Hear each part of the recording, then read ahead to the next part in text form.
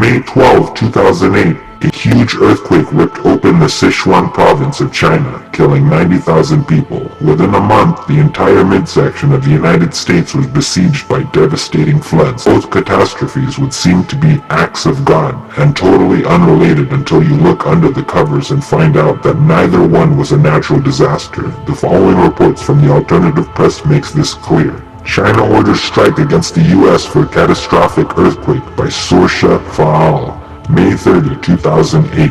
Chinese and Russian military scientists, reports say, are concurring with Canadian researcher and former Asia-Pacific Bureau Chief of Forbes magazine Benjamin Fulford, who in a very disturbing video released from his Japanese offices to the American public, details how the United States attacked China by the firing of a billion-million-volt shockwave from the Americans' high-frequency active Aurora research program, HAARP, facilities in Alaska.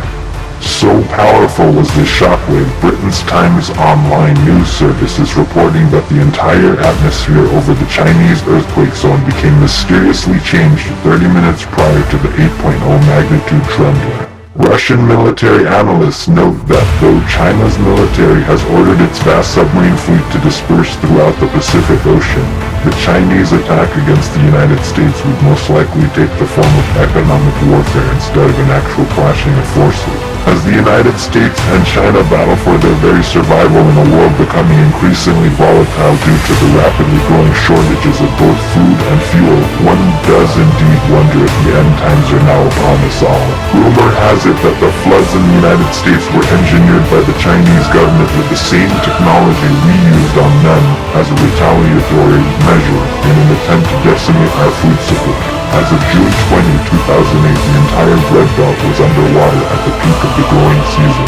The use of scalar technology to manipulate elemental forces came into vogue a long time ago, an outgrowth of the atomic energy research that began in the 1930s. For the mad scientists and the warmongers, this weapon of mass destruction proved to be just what the doctor ordered. With the right frequencies and the proper amount of voltage, earthquakes, floods, tsunamis, tornadoes, hurricanes, mass hysteria, mind control, and pandemics, anything became possible.